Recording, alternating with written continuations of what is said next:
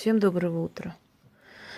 Дорогие друзья, времена язычества ушли в прошлое, хотя язычество осталось и живет в нас, в наших мыслях, в подсознании, в мировоззрении, в приметах, в суевериях, как говорят,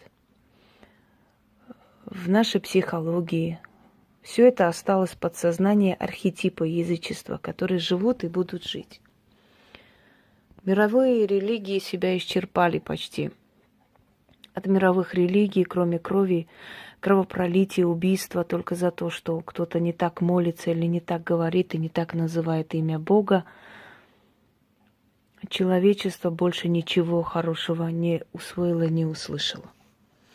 Люди, которые сохранили историю, люди, которые были монахи, люди, которые оставили наследие, делали это не потому, что они были христианские священники или не христианские священники, а потому что они были эрудированные, начитанные, умные люди. Очень много в христианстве людей, которые прославили своей добродетельностью, своей особой миссией в этом мире. Я о христианских святых рассказывала, говорила о том, что я говорю о них не как о христианских святых, а как о великих личностях, которые были верны своим начинаниям, были верны тому,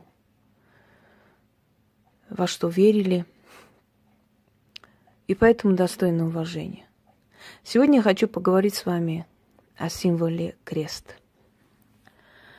Вообще, изначально, в древние времена, еще в начале христианства, крест вообще не применялся как символ поклонения, точно так же, как и икона. Говорят, что икона появилась после того, как святой Лука написал портрет Богородицы. Хотя Бога рожать невозможно. Богом он стал во время Синода. До этого он был сын Бога.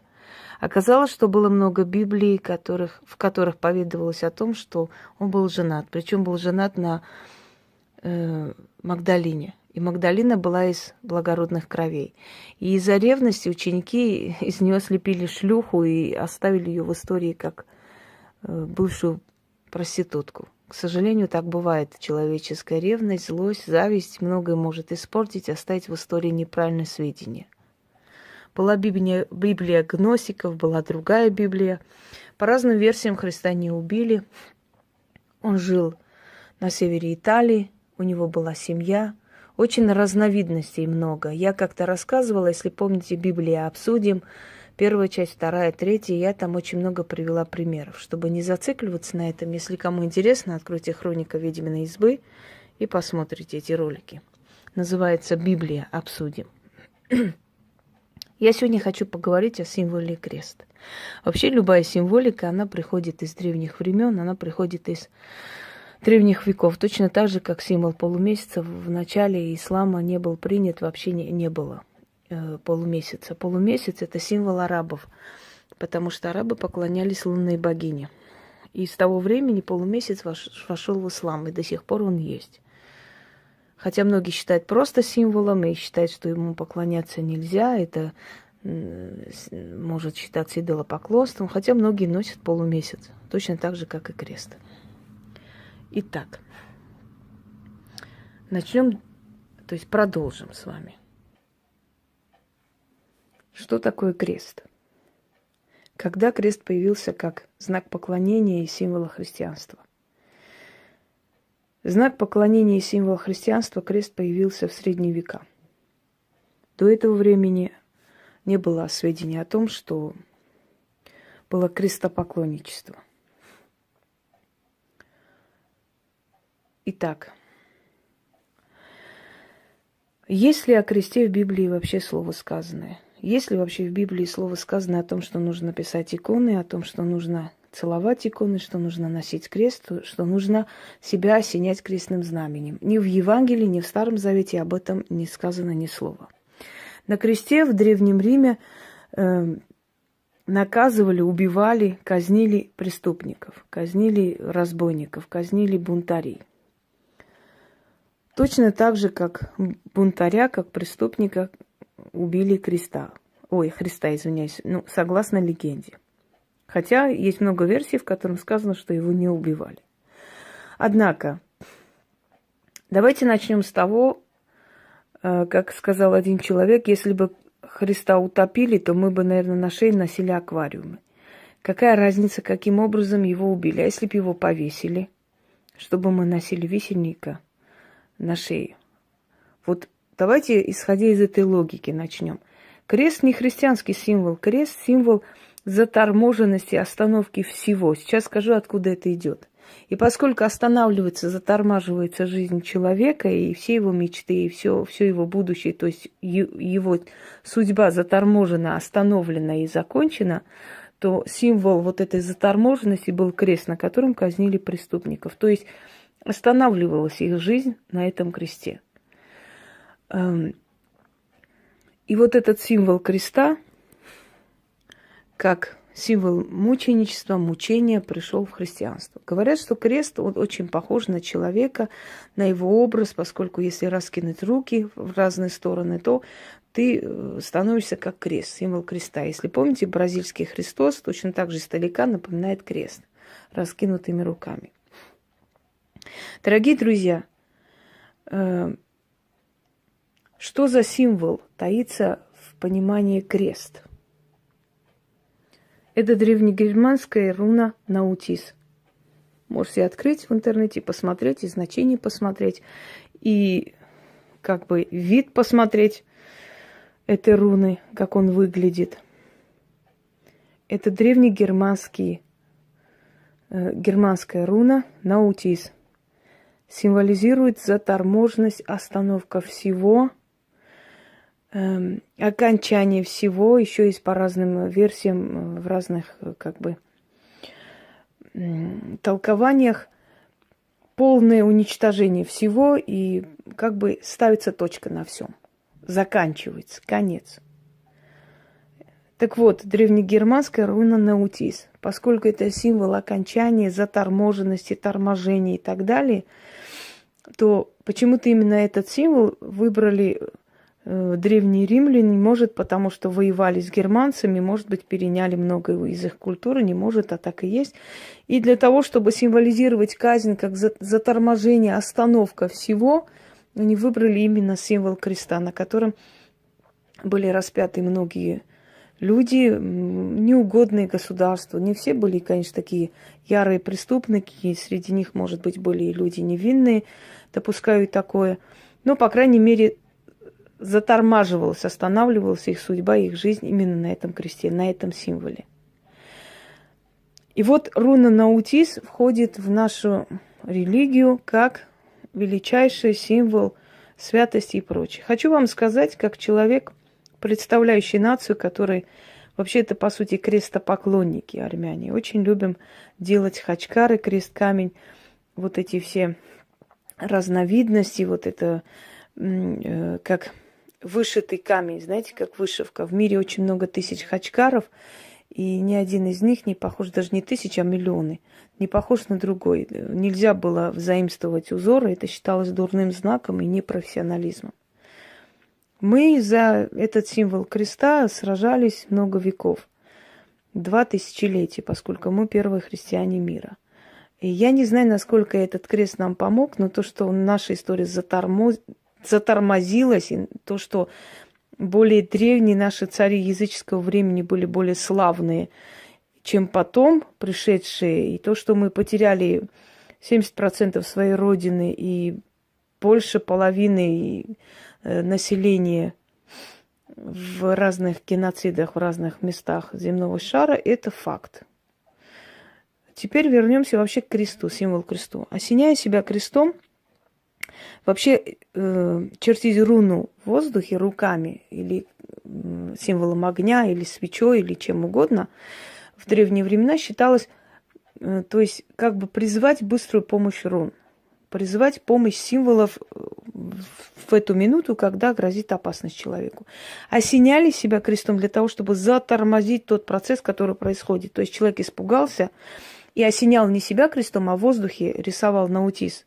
То есть затормаживаю, останавливаю, уничтожаю прямо на месте вот эту опасность. Ну, например, если надвигалась на человека, ураган надвигался, он мог чертить, и ураган мог обойти стороной, либо могло обойтись как бы меньшими жертвами, меньшими потерями. Если на домах чертили наутиз для того, чтобы беда обходила стороной. Если болючее место, которое, скажем, воспалялось, там чертили наутиз, он затормаживал эту боль, останавливал процесс до того момента, пока у человека появлялась возможность дойти до врача, до лекаря и это вылечить. Вот для этого использовали руну наутиз. Когда человек чертит на себе наутиз, то есть осеняет себя крестным знаменем, вы можете это делать, можете не делать. Я еще раз говорю, я никогда не веду пропаганды против или за чего-то. Я просто открываю глаза людям. Я просто говорю, как есть дело. Если вы видели очень сильно верующих людей, они все замученные, заморенные голодом, они все загнаны, они все как бараны в подчинении, они все боятся лишнего слова, они боятся любить, они боятся вкусно поесть, потому что это грех, они боятся долго спать, потому что это грех, то это чревоугодие, то это прелюбодеяние, то это сластолюбие и так далее. То есть все хорошее человеческое, что человеку хочется в этой жизни, это грех, грех да грех. И не грех только ходить с поникшей головой, целовать ноги врагам, молиться за их здравие и прочее. Вот это не грех. Это единственный не грех, который можно делать человеку. Так вот, когда человек чертит на себе наутиз, человек может верить в это, может не верить, может возмущаться, может нет. Хочу еще раз говорить, в Библии нету символа креста, и не сказано там, что надо себя осенять крестом. Ну, нету его. Если уж вы говорите о христианстве, да, в христианстве нигде не сказано осеняйте себя крестом. Ни в Новом Завете сказано, ни в Старом Завете. Если крест – символ убийства, символ мучения, носить на себе крест, значит, постоянно себя подвергать мучению. Если человек идет к святым, просит помощи у святых, вот почему я говорю, что вот это двурушничество, вот это посылание в церковь якобы ведьмами людей и так далее, есть лицемерие, потому что ведьма, которая разбирается в колдовстве, понимает, что там на самом деле вместо помощи идет абсолютно обратная реакция, потому что обращение к тем же святым великомученикам о помощи, да, или человек там пишет, чертите крест, осеняйте себя крестным знаменем, попросите 3 раза, идите ставьте мученикам, чтобы у вас была защита семьи и прочее. Дорогие друзья, мученик что увидел в жизни? Мученик, вот это его сущность, у которой вы просите. Мученик видел мучение. Для него счастье в жизни – это мучение. Отдать в мученичестве свою душу во имя своей веры или своих убеждений. Вы когда идете просите, ведь он был человеком до того, как он стал душой, и он стал святым, да, признанным церковью. Вот он был мучеником. Когда почитайте их, помните этих людей с благодарностью, помните, пусть у них будет святая память, потому что человек, который так жил, так преданно жил, неважно какой религии, каким там определенным своим убеждением, он достоин уважения, его память должна остаться. Нельзя относиться с презрением к людям, они все были люди, они все жили на земле. И были очень сильные люди, да, разумные люди. Но когда вы идете просите у них, дорогие мои друзья, что может дать мученик? Он при жизни только мучился, он может дать вам только мучение, больше ничего. Если он один раз помог, и вы дальше идете, он все равно вам даст это мучение. Когда вы идете в церковь, я как-то снимала «Опасность церкви», что там могут сделать с вами, да? Я не пропагандирую не ходить туда. Ходите, если вам хочется. Я сама иду свечи покупаю, если мне надо. Но не более того. Я сама иду, использую где-то христианский эгрегор для себя, если мне это надо. Но не более того. В церкви, когда вы красиво одеты идете, ставите свечу, кто-то может следить за вашей свечой. Как только вы отвернулись, могут погасить, забрать вашу свечу и сделать на нем кое-что, перетянуть вашу удачу. Сколько было так людей, которые после церкви пришли, и у них начались проблемы вместо того, чтобы... Это ощущение, знаете, энергетического вот такого подъема в церкви, это дается потому, что ощущение, там много людей, от них энергия идет, некоторое время вам легче становится.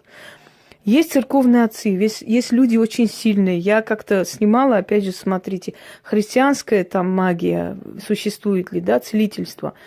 Целительство существует, но христианство не имеет к этому отношения, потому что человек, который аскетично живет всю жизнь, который отдал себя духовности, который занимается своим вот этим внутренним миром, этот человек, он сам по себе сильный становится, настолько энергетически сильный, что он может поделиться своей энергией людьми и вылечить их. И мы говорим, что он христианский целитель. Да если бы он даже не христианским был целителем, в любом случае он бы лечил так сильно. Я знала одного дагестанца, этого человека сейчас нет в живых, и он всю жизнь вот жил аскетично, он прям возле пещеры, у них дом был, они бедно жили. Его дед лечил, он сам лечил, они все время молились, они все время ходили в лес, они там благодарность носили этим духом леса и так далее. То есть он энергетически настолько был сильный человек, что мог поделиться этой силой. Его называли мусульманским целителем, хотя мусульманство, ислам вообще не имеет тоже отношения к нему, и ко всему этому, понимаете? Потому что религии далеки от магии, очень далеки. Они к этому не имеют отношения, они преследовали всегда это веками, пресекали и наказывали, если что. Так вот, руна Наутис, которая чертится на человека, закрывает все его чакры, и так мягко говоря, да, все его дороги. Вот сверху осеняете крестом себя, сверху, вниз, по сторонам. Вы чертите запрет заторможения на себя. И вы затормаживаете все процессы жизненные, которые у вас в жизни происходят. Поэтому не удивляйтесь, что вместо хорошего идет вред. Увы. Есть люди сами по себе сильные, на них это не влияет особо. Они могут и крестным знаменем, как угодно. На них это никак не влияет. Но есть люди очень восприимчивы к этому всему. Есть люди очень сильно верующие в это все. Есть люди, которые от всей души это делают, всю свою энергию, силу отдают вот этим крестным знаменем и чертят на себя рун Наутис. То есть затормаживают свою жизнь. Потому что крест и руна Наутис – это одно и то же, это один и тот же символ. Еще раз говорю, это символ заторможенности, остановки всего и остановки продвижения в жизни вперед. Именно поэтому сильно верующие люди чаще всех заболевают, чаще всего им плохо, более они восприимчивы, более они близко к сердцу принимают в это все. Они менее приспособлены жить в этом мире. У них не хватает жесткости, у них не хватает волевого настроя и прочее, прочее. Далее. Крещение, которое закрывает полностью вот это вот, обрубает связь с предками, а значит, вы не питаетесь больше от предков. Дело каждого из вас – анализировать, думать, как нравится, что нравится этому человеку. Каждый человек имеет свое мнение, имеет свою волю, свое желание выбирать, как себя вести. Но я думаю, что мой долг иногда вам рассказывать определенные вещи и открывать вам глаза. Люди, которые добились власти, которые достигли определенных высот, даже религиозные лидеры, поверьте мне, что они не всей душой и сердцем относятся к этому всему, и они используют очень многие элементы черной магии, очень многие, для того, чтобы достичь успеха. Мы об этом даже не знаем. Не обязательно, чтобы они сидели, колдовали, но они знают определенные азы успеха. Особенно спецслужбы, они очень много лет это все используют. Все эти вот зомбирующие вещи, все. Они все изучают, поверьте мне. Если вы думаете, что они не изучают, они изучают каждого из нас. Даже тех людей, которых считают более-менее сильными, они начинают за ними следить, чтобы смотреть, что от них можно получить, есть ли от них опасность, или они нейтрально себя ведут, или им все равно, или они просто своими делами заняты и так далее. Когда они понимают, что от этого человека никакой опасности нет, они успокаиваются, отпускают, живи своей жизнью, делай, что хочешь. Они все следят. И они все нас знают прекрасно, поверьте. Уж поверьте мне, я много чего рассказывать не буду, но это существует и есть.